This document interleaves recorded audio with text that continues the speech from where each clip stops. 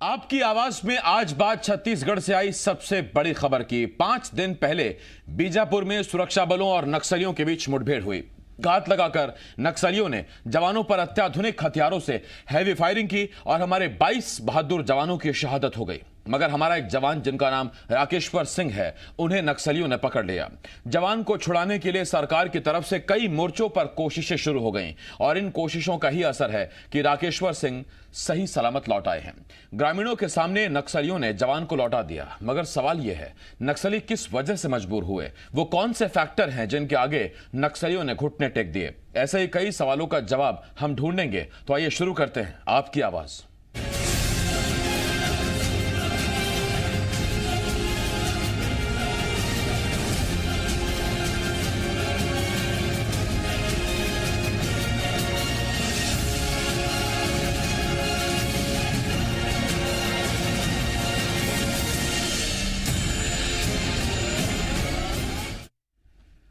Cobra commando Rakeshwar Singh की सकुशल रिहाई हो गई है। 3 अप्रैल से वो नक्सलियों के कब्जे में थे।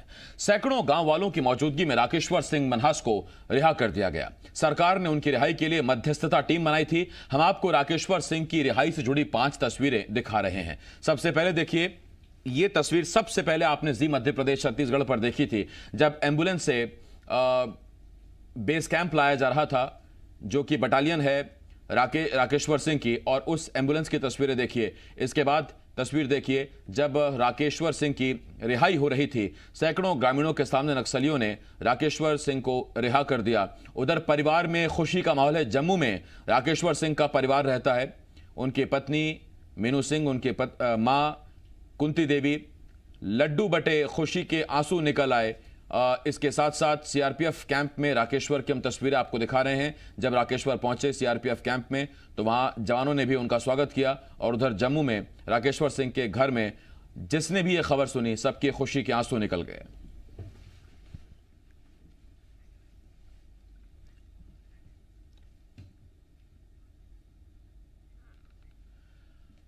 और जब राकेश्वर सिंह मनहास की रिहाई हुई, आधिकारिक तौर पर जम्मू में उनके घर यह खबर पहुंची, उसके बाद आप देखिए जम्मू में राकेश्वर सिंह के घर किस तरह से खुशी की लहर दौड़ पड़ी। ये राकेश्वर सिंह की पत्नी है जिनके हाथ में मिठाई का डब्बा है। और तस्वीरें देखिए आप, एक तरफ राकेश्वर सिंह की रिहाई हुई, सैकड़ों ग्रामीणों के सामने नक्सलियों ने उनको रिहा किया, तो दूसरी तरफ घर में बने मंदिर माथा टेक कर मिठाई बांटी गई रिश्तेदारों में। 6 दिन से लगातार रिश्तेदार परेशान थे। 5 दिन हो गए थे। 3 तारीख को अगवा किया गया था, मुठभेड़ हुई थी, 22 जवान शहीद हुए थे, राकेश्वर सिंह को पकड़ लिया गया था। और आज 8 अप्रैल, इन 5 दिनों में लगातार भगवान से दुआएं करते रहे, प्रधानमंत्री से, छत्तीसगढ़ सरकार से राकेश्वर सिंह का परिवार मिन्नतें करता रहा, अपील करता रहा, और आखिर में नक्सलियों ने राकेश्वर सिंह को रिहा कर दिया। मैं ठीक हूँ, मैं हैप्पी हूँ, आई एम खुश, बहुत खुशी है मेरे को, मैं बता नहीं सकती आपको। तो अभी कॉल भी आया शायद आपको? हाँ, ऑफिशियली तो कैसा लग रहा है अब आपने खुद जैसे कंफर्म हो गया है, अब क्या आई एम सो हैप्पी। बहुत खुशी है आज मेरे को। मेरा बेटा देख रही हूँ मैं उसको, अपने आंखों से आ गया मेरा बेटा, बहुत खुशी हुई मेरे को। तो काफी जो कोशिशें हुई सरकार की तरफ से, हाँ, सब, हाँ, सरकार ने बहुत कोशिश की, और भगवान का भी धन्यवाद, सरकार का भी धन्यवाद। बहुत ज्यादा खुशी हो रही है, देख रहे हैं। होगा आप थोड़े इमोशनल भी, किस तरह स्वागत होगा आप घर आएंगे? हाँ, बहुत ज्यादा स्वागत करेंगे। और इस वक्त कुछ खास मेहमान मेरे साथ जुड़ रहे हैं, मेरे सहयोगी भी हमारे साथ जुड़ रहे हैं। हमारे साथ छत्तीसगढ़ ब्यूरो चीफ देवेश तिवारी, इसके साथ साथ वरिष्ठ पत्रकार राम अवतार तिवारी जी, वरिष्ठ पत्रकार गणेश मिश्रा जी, और बीजापुर से हमारे संवाददाता पवन दुर्गम, और इसके साथ साथ बस्तर से हमारे संवाददाता अविनाश प्रसाद हमें ज्वाइन कर रहे हैं। मैं बहुत स्वागत करता हूं आप सभी का। सबसे पहले मैं देवेश आपके पास आ रहा हूं, और देवेश, सबसे पहला सवाल आपसे यही पूछना चाह रहा हूं, कौन से वो फैक्टर हैं, कौन सी वो वजह है जिन्होंने मजबूर कर दिया नक्सलियों को कि वो माटी के लाल को रिहा करें, सकुशल, और राकेश्वर सिंह की रिहाई हो गई? देखिए, सबसे बड़ा सवाल यह था कि नक्सली जवान को रिहा करेंगे या नहीं करेंगे। आमतौर पर इस तरह के मामलों में देखने को मिलता है, जब भी जवान का नक्सली अपहरण करते हैं तो 90% मामलों में पत्रकारों की मध्यस्थता से, सामाजिक संगठनों की मध्यस्थता से जवानों को सकुशल छोड़ दिया जाता है। क्योंकि एक तरफ जब वो एक खूनी खेल खेलते हैं बस्तर के भीतर, बड़ी संख्या में जवानों की हत्या कर देते हैं, हमारे जवान शहीद हो जाते हैं, उसके बाद पूरे देश में एक ऐसी लहर चलती है कि नक्सली क्रूर हैं, आक्रांता हैं और उनकी वजह से बस्तर की जो जमीन है वो लाल हो रही है। और तब अपने आप को एक समाज का जिम्मेदार बताने की कोशिश, अपने आप को समाज में एक उदार चेहरा दिखाने की कोशिश और ये बताने की कोशिश कि वो एक पॉलिटिकल पार्टी है, जैसा भारतीय कम्युनिस्ट पार्टी माओवादी अपने आप को बताते हैं, ये जताने की कोशिश कि हम एक राजनीतिक दल हैं और हमारी लड़ाई चल रही है और हम बैटल फील्ड में हैं, लेकिन हमारे भीतर भी मानवता है, ये दिखाने का प्रयास बार बार नक्सली करते हैं। और ठीक क्रूरता के बाद ही इस तरह की चीजें देखने को मिलती है। यहाँ भी वही हुआ, सबसे पहले नक्सलियों ने क्रूरता के साथ हमारे जवानों की हत्या की, हमारे जवान शहीद हो गए, एम्बुश लगा करके हमारे 22 जवानों को शहीद कर दिया गया। उसके बाद एक जवान का वो अपहरण करके ले गए। एक तरफ जहां पूरे देश में गुस्सा था, वहीं एक जवान को अपहरण करने के बाद उस क्षेत्र के आदिवासियों को उन्होंने इकट्ठा किया। प्रदेश में और देश में अलग अलग सामाजिक संगठनों के लोग जो सामने आए और आकर के उन्होंने कहा कि जवान को छोड़ देना चाहिए। तो एक तरह से एक ऐसा माहौल बनाने की कोशिश कि पूरे देश की सहानुभूति, पूरे देश सहानुभूति और देश की साइकी चेंज करने, मनस्थिति चेंज करने की कोशिश इस घटना के जरिए से की गई है। इस पर भी हम बात करेंगे। देवेश, मैं लौट रहा हूं आपके पास, लेकिन उससे पहले मैं हमारे संवाददाता पवन दुर्गम के पास जा रहा हूं और पवन दुर्गम के साथ वो वरिष्ठ पत्रकार गणेश मिश्रा हैं जो मध्यस्थों में शामिल थे, जिन्होंने नक्सलियों से बात की थी और जिन चंद लोगों के वजह से आज राकेश्वर सिंह रिहा हैं। पवन, आपके पास आ रहा हूं और आपसे सबसे पहला सवाल यही है, गणेश मिश्रा जी से जरा जानने की कोशिश कीजिए, सरकार ने उनका नाम आगे बढ़ाया था या वो स्वतः खुद आगे बढ़े थे, और किन शर्तों के साथ नक्सलियों ने राकेश्वर सिंह को रिहा किया है? जी, निश्चित तौर पे एक बड़ा जो सुखद समाचार वो निकल कर आया है।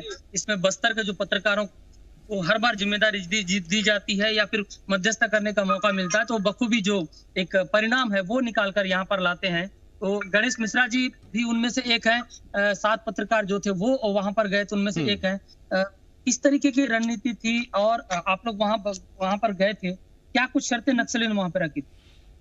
देखिए, जब जवान का जो मामला निकल कर बाहर आया, जब ये पता चला कि जो जवान लापता है वो माओवादियों के कब्जे में है, तो उस समय से ये इस पूरे मामले में पतासाजी करने की कोशिश की जा रही थी कि तभी नक्सलियों ने बता दिया कि जवान उनके कब्जे में है। और उसके बाद उन्होंने एक पर्चा जारी किया था, जिस पर्चे में उन्होंने स्पष्ट तौर पर ये लिखा था कि सरकार की ओर से एक जो वार्ता के लिए एक दल गठित हो और वो दल माओवादियों के पास जाए और उस दल के माध्यम से वार्ता हो और उसी दल के हाथों उस जवान की रिहाई हो। ये शुरुआती दौर में माओवादी की ओर से ये जारी किया गया था प्रश्न, उस पर स्पष्ट तौर पे उल्लेख किया गया था इस पूरे मामले में। जवान की रिहाई के बदले गणेश जी क्या कुछ मांगा नक्सलियों ने, क्या मांगे उनकी पूरी की गई हैं? देखिए, आज जिस तरीके से वहां माओवादियों के साथ जो बात हुई, हजारों ग्रामीण वहां, लगभग 2 से 2,500 ग्रामीण वहां मौजूद थे। उन्होंने जब जवान को रिहा किया मीडिया के सामने और जो दल गया हुआ था उनके सामने, तो उन्होंने स्पष्ट तौर पर यह कहा कि वे निशर्त उस जवान को रिहा कर रहे हैं, क्योंकि उनका यह भी कहना था कि निशर्त रिहा तो कर रहे हैं, पर जवान जो रिहा हो रहा है वो सकुशल अपने घर तक पहुंचे, ये हमारी जिम्मेदारी थी। उन्होंने हम स्पष्ट हमें ये कहा था कि अब आपकी जिम्मेदारी यहाँ से शुरू होती है, आप इस जवान को सुरक्षित शासन प्रशासन तक पहुंचाएं और वहां से वे हर संभव अपने घर और अपने परिवार के पास पहुंचकर ये इत्तला कर दें कि जवान सुरक्षित पहुंचा है या नहीं। जी गणेश जी, एक सवाल मैं आपसे और पूछना चाहता हूं। 22 जवानों की जब घात लगाकर नक्सलियों ने निर्मम हत्या की, उसके बाद छत्तीसगढ़ और देश में नक्सलियों के प्रति बहुत गुस्सा उमड़ पड़ा। क्या जवान की रिहाई के जरिए यह संगठन, ये लाल आतंक, ये संदेश देने की कोशिश कर रहा है कि उनके अंदर भी इंसानियत मौजूद है? और क्या इन तस्वीरों के जरिए या राकेश्वर की रिहाई के बाद वो गुस्सा शांत होगा आम छत्तीसगढ़िया का, देशवासी का? क्या लगता है आपको? देखिए, ये नक्सलवाद पिछले 5 दशकों से बस्तर में चल रहा है। नक्सलवाद अपनी जमा चुके हैं। आप ये जो हमला हुआ, इसे भी आप एक साइकोलॉजिकल वार के रूप में देख सकते हैं। मैं स्पष्ट कह रहा हूँ, ये जो हमला हुआ जहां 22 जवान शहीद हुए हैं, इसे आप साइकोलॉजिकल वार के रूप में देख सकते हैं, क्योंकि इस समय सरकार जो सड़कें बना रही है वो माओवादियों के कोर इलाके से होकर गुजर रही है। एक सड़क जो बन रही है बासागुड़ा से तर्रेम होते हुए जो जगरगुंडा को जोड़ेगी, दूसरी सड़क पामेड़ से होते हुए बासागुड़ा को जोड़ेगी। अगर ये सड़क बन जाते हैं तो निश्चित तौर पर माओवादियों के लिए बहुत बड़ा झटका हो सकता है। और अब रही बात जवान के रिहाई की, तो जब जवान को रिहा किया गया तब माओवादियों ने स्पष्ट तौर पे ये कहा कि वे मानवता के नाते जवान को रिहा कर रहे हैं। उनका कहना था कि मानवता के नाते जवान को रिहा कर रहे हैं। मानवता के नाते जवान को रिहा कर रहे हैं। ठीक है, मैं लौट रहा हूं आपके पास गणेश जी। हमारे साथ वरिष्ठ पत्रकार रामावतार तिवारी जी भी हैं। रामावतार सर, मानवता तब कहा जाती है जब जन अदालत लगाकर लोगों को मुखबिरी के शक में उनका सिर कलम कर दिया जाता है। मानवता तब कहा जाती है जब आमने सामने की लड़ाई नहीं बल्कि एम्बुश लगाकर, घात लगाकर, स्पाइक्स लगाकर, आईडी लगाकर, आरडीएक्स लगाकर जवानों पर हमला किया जाता है। तब मानवता कहां जाती है? देखिए, पिछले अगर कई दशकों की कहानी देखेंगे आप तो ये दिखता है कि धीरे धीरे जो नक्सलियों का चेहरा है वो खराब हुआ है। उनकी जो कार्य प्रणाली है, उनकी जो सोच है, उनके प्रति लोगों का मोह इसीलिए भंग हुआ। वो क्रूर होते गए, वो एक लुटेरे की तरह काम कर रहे हैं, वो निजी स्वार्थ के लिए काम कर रहे हैं, वो गरीबों की आड़ लेकर काम कर रहे हैं। ये संदेश जाने लगा है। इसके कारण उनका जो निचली तरीके से निचले हिस्से का जो धरातल है वो कमजोर हो रहा है। समाज के हर वर्ग, चाहे वो बुद्धिजीवी हो, चाहे वो व्यापारी हो, चाहे प्रशासन हो, चाहे राजनीतिक दल हो, वो लोग एक धीरे धीरे इनकी जो कार्य प्रणाली है उससे अपनी दूरियां बना रहे हैं। तो कहीं न कहीं उनके जो कार्य प्रणाली है, उनकी जो सोच है, वो जिस उद्देश्य से बना था, जिस उद्देश्य से तैयार हुए थे, जो वो धीरे धीरे वो चीज रहा नहीं है। अब उनके बीच समर्पण या लोकतंत्र को जिंदा रखना है या गरीबों के लिए सेवा करना है, वो भावना है, वो बातें अब बहुत दूर की हो गई। ये संदेश जाने लगा है। तो अभी अपना चेहरा एक तरह से संवारने की कोशिश का हिस्सा है। तो ये अच्छी चीज है, अच्छा संकेत है कि इस मूल चीज में जो लौटे और एक अच्छा काम करे, मानवता का काम करे, एक जनहित के काम करे। वहां पर जो गरीब हैं, अनपढ़ हैं, उन बेचारों को क्यों तंग करे? उनको आड़ लेकर जिस तरह से हमले हो रहे हैं वो कहीं ना कहीं लोकतंत्र के लिए नुकसान है, समाज के लिए नुकसान है। और जो उनका उद्देश्य है वो उद्देश्य से भटक गए हैं। तो अपने उद्देश्य से भटक कर वो एक अच्छे रास्ते में अभी आते हुए इसे दिख रहे हैं। यही तो सवाल है रामावतार सर, कि प्रशंसा की जानी चाहिए। बदलाव आ रहा है नक्सलियों में, या ये दरअसल जो वो माइंड वॉश जो जिसे हम कहते हैं कि ब्रेन वॉश, ये वो रणनीति है। मैं इस वक्त हमारे संवाददाता अविनाश जुड़े हुए हैं बस्तर से। अविनाश, ये तस्वीरें जो हमने देखी, देखिए अगर राकेश्वर को रिहा करना था तो उन मध्यस्थों की मौजूदगी में राकेश्वर को रिहा किया जा सकता था। जैसे गणेश मिश्रा जी बता रहे हैं कि 2 से 2.5 हजार लोगों, जो स्थानीय लोग हैं, उन ग्रामीणों की मौजूदगी में राकेश्वर को रिहा करना, और खास तौर पर तब जबकि सुरक्षा बल, सरकारें लगातार दावा कर रही है कि कैडर नहीं मिल रहा है, लोग नहीं मिल रहा है नक्सलियों को। ऐसे में 2 से 2.5 हजार युवाओं के सामने, लोगों के सामने उसे रिहा करना, अपना एक बड़ा मानवतावादी चेहरा पेश करना, ये स्ट्रैटेजी है क्या कि कैडर तैयार करें, ये बताते हुए कि उतने क्रूर नहीं है जितना हमको बताया जा रहा है, हमारी लड़ाई सच की लड़ाई है, ये बताने की कोशिश हो रही है क्या? देखिए, आप सोचिए कि वो जिस जगह में कथित जन अदालत लगाया गया और राकेश्वर की रिहाई की गई, उस जगह में अगर 2 से 2.5 हजार ग्रामीण आ गए हैं तो ये एकाएक नहीं आए। ये किसी 1 या 2 गांव के ग्रामीण नहीं है, ये दर्जनों गांवों के ग्रामीण हैं जो पैदल चलकर यहाँ तक पहुंचे हैं।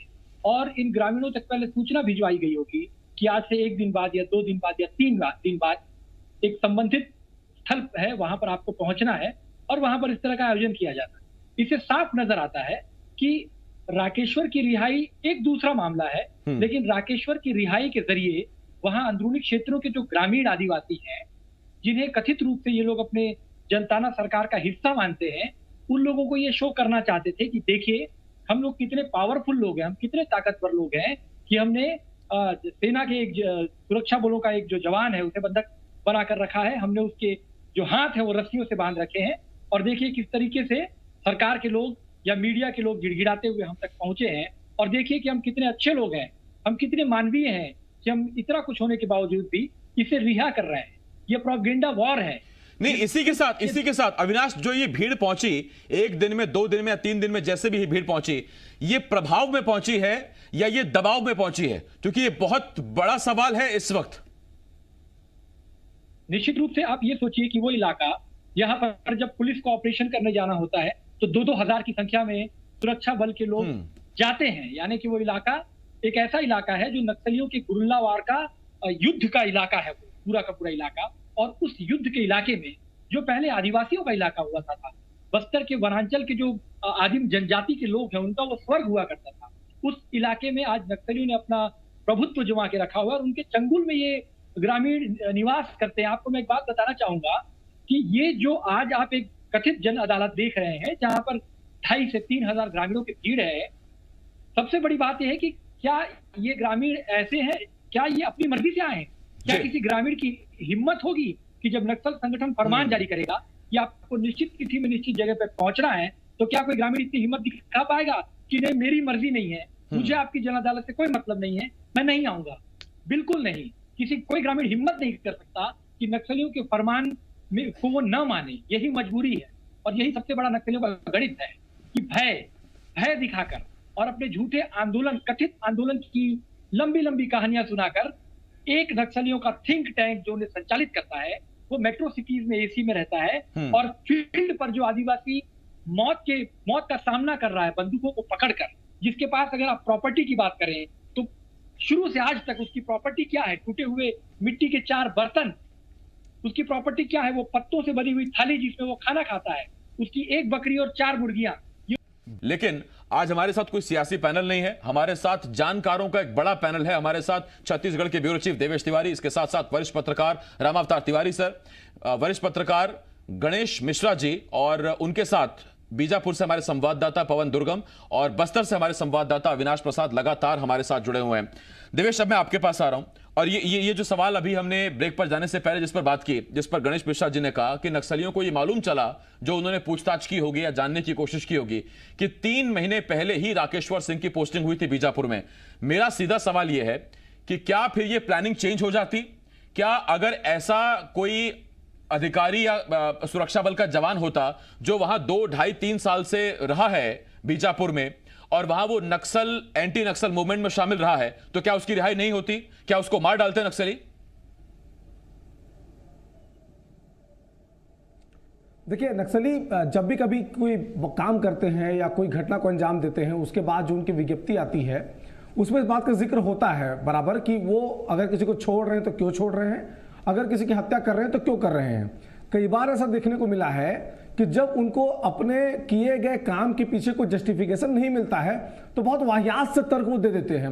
नंद कुमार पटेल की जब हत्या उन्होंने की थी तब उनकी ओर से जो बातें सामने आई थी उसमें उन्होंने कहा कि वो पहले गृह मंत्री थे, अपने गृह मंत्री रहते बहुत सारे नक्सलियों को जवानों ने मारा था, इसलिए हम उनकी हत्या कर रहे हैं। 80 साल के बुजुर्ग जब विद्याचरण शुक्ला को मार दिया गया तब वो कहा गया कि हमको उनके बुजुर्ग होने पर सहानुभूति है, लेकिन वो भी नेता रहते, उन्होंने क्रूर काम किए थे। तो इस तरह के जस्टिफिकेशन नक्सली बार बार देते रहते हैं, लेकिन उन बातों का कोई तर्क नहीं होता है उनके पीछे, उसके पीछे कोई बड़ी बात ऐसी नहीं होती है जिसको रेखांकित किया जाए। लेकिन यहाँ पर जो देखने को मिला कि एक मानवीय चेहरा दिखाने की कोशिश है। सबसे बड़ा सवाल तो ये है कि 22 जवानों की हत्या करने के बाद आप एक जवान को छोड़ देते हैं और आप ये उम्मीद करेंगे कि ये देश आपको उदार समझेगा, ये देश आपको ये समझेगा कि आप बहुत बड़े रहनुमा हो गए हैं तमाम लोगों के, इस देश के लोगों की भावनाओं के अनुसार आप चलने लगे हैं, तो ये बेहद गलत बात है। क्योंकि हमारा पूरा देश इस देश में तिरंगे झंडे के सामने नतमस्तक होता है। हमारा पूरा देश ये जानता है कि लोकतंत्र पर हमारी आस्था है और एक डेमोक्रेटिक सिस्टम के तहत हम चलना चाहते हैं। और आप नक्सली जो जंगल के भीतर रह रहे हैं, वो लाल झंडे को सलाम करने वाले लोग, 26 जनवरी के दिन काला झंडा फहराने वाले लोग, आप ये अपेक्षा करते हैं कि इस देश के तिरंगे के नीचे अपना सिर झुकाने वाले, तिरंगे को सैल्यूट करने वाले लोग आपके सामने ये उम्मीद कर आपके बारे में अपनी धारणा बदल लेंगे कि आपने एक जवान को रिहा कर दिया है। बेशक आज जवान रिहा हुआ है, उसके पीछे एक दबाव समूह था, तमाम ऐसे लोग जो नक्सल सिंपैथाइजर माने जाते हैं, तमाम ऐसे लोग जिनके मन में इस बात की भी पीड़ा होती है कि आदिवासियों के साथ भी कई बार जवान अत्याचार करते हैं, उन तमाम लोगों ने भी अपील जारी की थी। तो आपके सामने कोई रास्ता था ही नहीं इसके अलावा कि आप जवान को सुरक्षित छोड़ दें, क्योंकि आपने उसका अपहरण कर लिया था, बैटलफील्ड से उसे लेकर आपने कैंप में जा चुके थे। अभी जो गणेश मिश्रा पत्रकार जुड़े हुए हैं, गणेश मिश्रा लगातार उस इलाके में आदिवासियों के लिए खबर कवर करते हैं, सरकार को जागृत करते हैं, सरकार के सामने उस क्षेत्र की जो कमियां उसको लेकर के आते हैं। बीते 3 महीने पहले उनके खिलाफ नक्सलियों ने पर्चा जारी कर दिया था कि गणेश मिश्रा को हम मार देंगे, उनकी हम हत्या कर देंगे, और आज वही गणेश मिश्रा मध्यस्थता करने के बाद उस जवान को छुड़ाकर ला रहे हैं। तो नक्सलियों की बोली गई बात का, उनके द्वारा कही गई तर्कों का कोई महत्व नहीं है, क्योंकि वो समय के अनुसार अपनी बातों को बदलते रहते हैं। गणेश मिश्रा की हत्या करने की बात उन्होंने कही थी, बाद में जब पत्रकारों के समूह का दबाव उन पर पड़ा, देश के बुद्धिजीवी वर्ग ने कहा कि ऐसे लोग जो आदिवासी इलाकों में सरकार की आंख खोलने का काम कर रहे हैं, ऐसे गणेश मिश्रा जैसे लोगों की अगर आप हत्या करने की बात करेंगे तो फिर यह बेहद गलत है। तो उनके द्वारा कही गई बातों का कोई अर्थ ही नहीं है। जब भी उन्हें लगता है कि कोई ऐसी बात जो लोगों के सामने उनको तर्क रखते नहीं बनते हैं, उस कंडीशन में कोई भी ऐसी बात कह के निकलना चाहते हैं जिसके जरिए फौरी तौर पर उनको राहत मिल जाए। जी, मैं देवेश लौट रहा हूं आपके पास। इससे पहले कि राम अवतार सर मैं आपके पास आऊं, मैं एक बार फिर गणेश मिश्रा जी के पास जा रहा हूं। गणेश जी, आपको जान से मारने की धमकी दी नहीं दी, मैं उस पर नहीं आ रहा, वो चैप्टर कभी हम उस पर और बात करेंगे। मेरा सवाल तो आपसे बड़ा सीधा है सर, कि क्या कोई बड़ा रेस्क्यू ऑपरेशन तैयार हो रहा था? अमित शाह का आना, अमित शाह का भूपेश बघेल से मिलना, ये दावा किया जाना कि हम किसी भी हाल में अपने जवान को छुड़ाएंगे, कोई टीम तैयार हो रही थी जिसकी खबर मिली नक्सलियों को। और मानवतावादी ठीक है, मानवतावाद और मानवता की मिसालें और वो सब ठीक है, लेकिन जिस तरह अभिनंदन को जब पाकिस्तान ने रिहा किया, बाद में थ्योरी मालूम चली, खुद ये पाकिस्तान की संसद में सांसदों ने माना कि भारत अटैक करने वाला था, इस डर से पाकिस्तान के घुटने टेके और उसके बाद अभिनंदन को छोड़ दिया गया। क्या वैसे ही कुछ स्थिति यहां बीजापुर में बनती दिख रही थी कि इससे पहले कि हम पर अटैक हो, एक बड़ा ऑपरेशन हमारे खिलाफ हो, उससे पहले एक तीर से 2 निशाने साध लीजिए, राकेश्वर को रिहा भी कर दीजिए, अपना मानवतावादी चेहरा भी दिखा दीजिए? देखिए, जिस दिन माओवादियों ने पत्रकारों के पास फोन कर ये जानकारी दी थी कि जो जवान है वो उनके कब्जे में है, सुरक्षित है, और उसी के कुछ देर बाद ये खबर निकल कर बाहर आई कि देश के गृह मंत्री अमित शाह बीजापुर के बासागुड़ा पहुंच रहे हैं, और पहली बार देश का कोई गृह मंत्री है जो बासागुड़ा जैसे इलाके में पहुंचे थे, और साथ में प्रदेश के मुख्यमंत्री भी थे। परंतु अभी हम ये इसलिए नहीं कह पाएंगे कि क्या ये कोई बड़े ऑपरेशन की तैयारी थी या कोई एक बड़े प्लान की तैयारी थी, नक्सलियों के खिलाफ कोई नए वार की तैयारी थी। क्योंकि उस दौरान जब मीडिया यहाँ पर थी तो स्वयं गृह मंत्री और प्रदेश के मुख्यमंत्री दोनों ने ही मीडिया से दूरी बनाकर रखी, क्यों हम जानना चाह रहे थे कि क्या इस हमले के बाद बीजापुर में देश के गृह मंत्री का आना क्या किसी बड़े ऑपरेशन को या एक सरकार के बड़े कदम की ओर इशारा कर रहा है। परंतु इस तरह की किसी भी जानकारी देने से कोसों दूर नजर आए। आपको नक्सलियों का फोन आया था या आप खुद मध्यस्थता के लिए आगे बढ़े थे गणेश जी? देखिए, सबसे पहला फोन तो नक्सलियों की ओर से ही आया था 5 अप्रैल को दोपहर को तकरीबन 12 साढ़े 12 बजे। उस पर यह जानकारी दी गई थी कि क्योंकि उसके पहले ही खबर वायरल हो चुकी थी कि जवान मिसिंग है, जवान लापता है, उसे खोजने का प्रयास किया जा रहा है। क्योंकि स्पॉट में हम खुद गए थे और 20 डेड बॉडीज हमने वहां पर देखा था। और उसके बाद उन्होंने खुद फोन करके ये बताया कि जवान उनके पास उनके कब्जे में है और वो सुरक्षित है।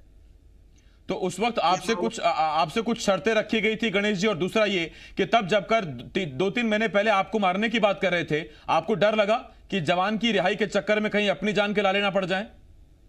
नहीं, देखिए, बात डरने की नहीं है। हम जिस इलाके में काम करते हैं बस्तर में हर पत्रकार रोज जोखिम उठाता है, रोज जोखिम उठाकर समाज की और लोगों की खबरों को निकालकर बाहर लाता है। सरकार और लोगों के बीच में एक मील का पत्थर बनने की कोशिश करता है, उनके बीच एक सेतु तैयार करता है कि हम उनकी समस्या को वहां तक रखते हैं। और इस मामले में बात डरने की नहीं थी। पिछले वाले मामले में, मेरे मामले में भी माओवादियों ने हालांकि 2-3 बार उनकी सेंट्रल कमेटी ने इस मामले में माफी मांगते हुए कहा था कि बाय मिस्टेकली आपका नाम लिखा गया है और अब जब जवान की बात आती है, जवान नहीं, इसमें गणेश जी क्या जान का मामला है, इसमें मजाक नहीं चलता है, मिस्टेक नहीं चलती है, गोली चली तो जान चली जाती है। यही तो चीजें हैं कि जवान बड़े जिम्मेदार होते हैं, संविधान जिम्मेदारी का एहसास कराता है, लेकिन जब आप संविधान को नहीं मानते तो फिर किसी तरह की कोई जिम्मेदारी नहीं, कोई जवाबदेही नहीं। सलाम है ऐसी पत्रकारिता को। और तब जबकि हम ऐसी पत्रकारिता का जिक्र कर रहे हैं, बीजापुर से मेरे सहयोगी पवन दुर्गम हमारे साथ हैं। मैं चाहूंगा गणेश जी आप पवन को एक बार फोन दें हमारे। पवन, आप सबसे पहले उन पत्रकारों में हैं जिन्होंने एम्बुलेंस से आते हुए कवर किया था राकेश्वर सिंह को। आप राकेश्वर सिंह को पर्सनली नहीं जानते थे, लेकिन तब जबकि हम ये जानते हैं कि वो हमारा जवान है, हमारे देश का जवान है, आपको व्यक्तिगत कितनी खुशी हुई उस एम्बुलेंस को उस चेक पोस्ट से निकलते देखते हुए, ये जानते हुए कि उसके अंदर वो राकेश्वर सिंह है जिनकी सलामती के लिए पूरा देश इस वक्त दुआ कर रहा था?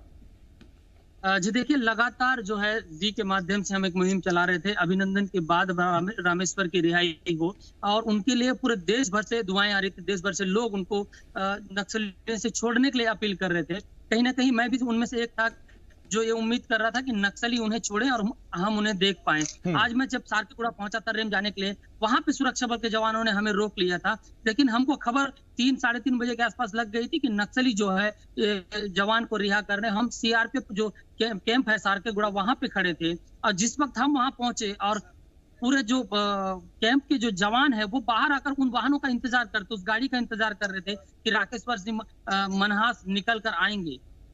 सही मायने में सुखद एक एहसास था वहां पे, और उस गाड़ी को आते हुए देखना और उस गाड़ी को के सामने बोलना और उस गाड़ी को कवर करना, हम एक झलक देखने की कोशिश कर रहे थे राकेश सिंह। बिल्कुल पवन, मैं समझ सकता हूं, पत्रकारिता के तमाम सालों के तजुर्बे में कुछ ऐसी खबरें होती हैं जो कभी जहन से, जिगर से निकलती नहीं है, और उन खबरों को ताउम्र हम याद करते हैं, और वो खबरें नहीं होती है, कई बार वो मिशन बन जाता है। और ऐसा ही मिशन ये जी मध्य प्रदेश छत्तीसगढ़ के लिए भी था।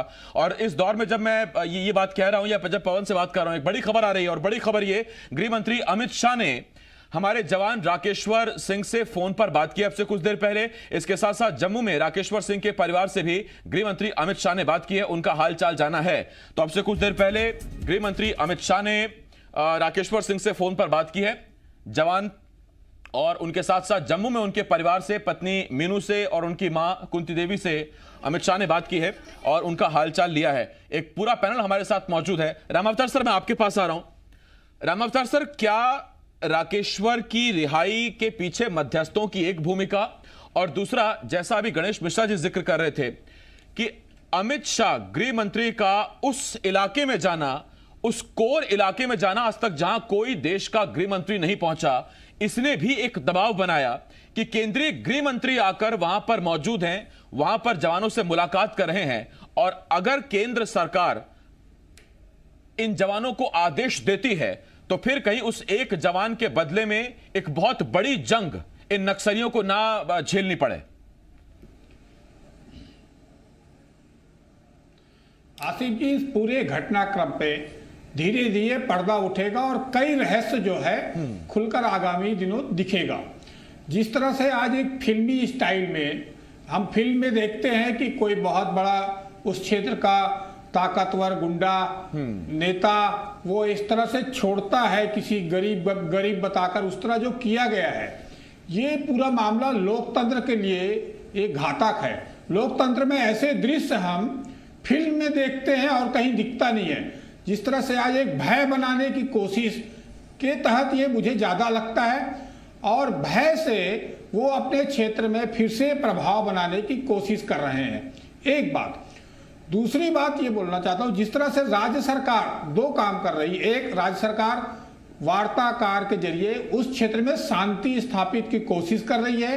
एक बात, उसमें इस तरह के छोड़ने के बाद वो बल मिलेगा, और राज्य सरकार भी आगामी दिनों केंद्र सरकार और राज्य सरकार दोनों का रुख आक्रामक होता, वो अब ये संदेश जाएगा कि राज्य सरकार, केंद्र सरकार और नक्सलियों के बीच एक नया एजेंडा आ सकता है कि बातचीत से वहां पर शांति का रास्ता, विकास का रास्ता और एक अच्छे जीवन का रास्ता वहां पर तैयार करने की दिशा में पहल हो सकती है।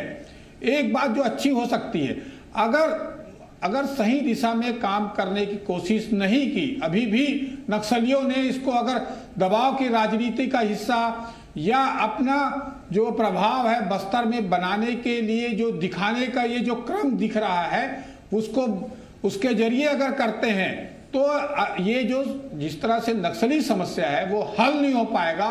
और इस तरह की घटनाएं पिछले 3 बार भी हुई है और ये चौथी बार, इस बार तो सार्वजनिक तरीके से जिस तरह से दिखाया गया है मीडिया के सामने और हजारों लोगों के सामने, ये लोकतंत्र में हो रहा है, ये घातक है। कहीं ना कहीं ये राज्य सरकार और केंद्र सरकार दोनों को चुनौती है, लोकतंत्र को भी चुनौती है। तो इस दिशा में भी सोचा जाना चाहिए कि कोई भी इस तरह से अपना एक इलाका तैयार कर अपने मनमाफिक काम कर रहा है, जहां विकास हो रहे हैं सर। दो निशान, दो विधान नहीं चल सकते। इस देश का एक निशान है, एक विधान है, एक संविधान है, एक तिरंगा है और हम सबको उसके नीचे रहना है। लेकिन इस देश में अगर आप अपना अलग झंडा लेकर चलेंगे तो यह बर्दाश्त नहीं होगा। फिर वो कोई धर्म विशेष हो, कोई संप्रदाय विशेष हो या फिर किसी भी गुट को मानने वाला हो। अविनाश, मैं आपके पास आ रहा हूं। अविनाश, टेक्निकली जेनेवा कन्वेंशन राष्ट्रों को, देशों को मजबूर करता है और इसी वजह से अभिनंदन की रिहाई में जेनेवा कन्वेंशन बहुत बड़ी भूमिका निभा रहा था। पाकिस्तान बाध्य था। नक्सली किसी भी जेनेवा कन्वेंशन के दायरे में नहीं आते हैं। ये दबाव था, ये वही जो बार बार बात कर रहे हैं कि ये अपनी एक पॉजिटिव छवि दिखाने की कोशिश थी, या फिर इसमें एक तीसरा बड़ा एंगल जो अभी रामावतार सर ने दिया कि बातचीत को आतुर है नक्सली, उस दिशा में वो आगे बढ़ना चाहते हैं, इसीलिए उन्होंने राकेश्वर सिंह को रिहा किया। देखिए, सारे तथ्य सम्मिलित हैं इसमें। अब ये नहीं कहा जा सकता कि सुरक्षा बल और सरकार कोई बहुत बड़ी कार्रवाई करने वाली है नक्सलियों के ऊपर, इसलिए नक्सलियों ने रिहा कर दिया, या सिर्फ दबाव भी था इसलिए रिहा कर दिया।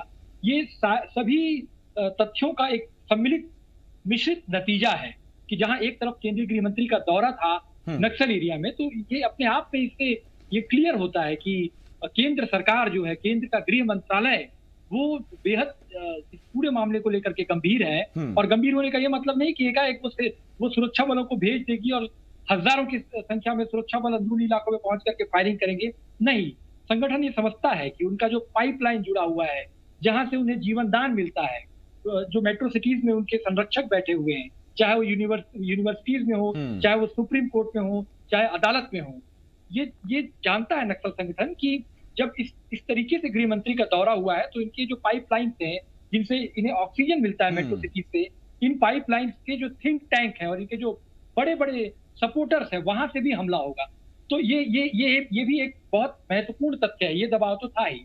दूसरा दबाव ये भी था कि जिस तरीके से जनता धीरे धीरे इस पूरे मुद्दे पर केंद्रित होती जा रही थी, जनता हर पल ये जानना चाहती थी कि आखिर राकेश्वर किस स्थिति में है, नक्सल संगठन आखिर इसे कब छोड़ेगा। तो ये एक दबाव था ही। राकेश्वर की छोटी सी प्यारी सी मासूम नन्ही की बच्ची, उनकी पत्नी, उनकी माता और उनका पूरा परिवार जिस तरीके से बार बार अपील कर रहा था, जिस तरीके से मीडिया और उसके लोग और अन्य सामाजिक संगठनों के लोग अंदरूनी इलाकों में सूत्रों से लगातार पता कर रहे थे कि राकेश्वर की क्या स्थिति है, ये सारे उन्हीं सेंटिमेंट्स का इस्तेमाल नक्सलियों ने किया है। लेकिन नक्सलियों को यह भी मालूम होना चाहिए और ये उन्हें गांठ मार लेनी चाहिए बात कि ये देश तिरंगे को मानता है, संविधान को मानता है, और अगर नक्सली चाहते हैं कि उनकी बात सुनी जाए या फिर उनको सम्मान दिया जाए तो उन्हें भी इस संविधान को, इस तिरंगे को मानना होगा, देश के कानून को मानना होगा। और रही बात रामावतार तिवारी सर ने जो बात कही है कि फिल्म में जैसे एक बड़ा गुंडा किसी गरीब को छोड़कर समाज में अपनी छवि सुधारने की कोशिश करता है, तो 3 घंटे की उस फिल्म के बाद हैप्पी एंडिंग होती है, वो गुंडा मारा जाता है, वो गुंडा खत्म हो जाता है। 3 घंटे तो नहीं, लेकिन हाँ, नक्सलियों को ये बात जरूर याद रखनी चाहिए और ये सोचनी भी चाहिए कि एक जवान उन्होंने हमारा छोड़ा है, और वो अगर इसके पीछे ये मंशा रखते हैं कि वहां जन अदालत लगाकर या देश में ये संदेश पहुंचाएं, तो ये भी वो याद रखें कि उन 22 जवानों की शहादत भी इन्हीं नक्सलियों की वजह से हुई थी और घात लगाकर उन्होंने उन पर हमला किया था। ये कोई सीधी लड़ाई नहीं थी। कायरता को जस्टिफाई कोई नहीं कर सकता। बहुत शुक्रिया गणेश मिश्रा जी, खासतौर पर आपका हमारे साथ जुड़ने के लिए। वरिष्ठ पत्रकार, स्थानीय पत्रकार हैं। पवन, बहुत शुक्रिया आपका। अविनाश, देवेश और रामावतार सर, आपका भी बहुत बहुत शुक्रिया।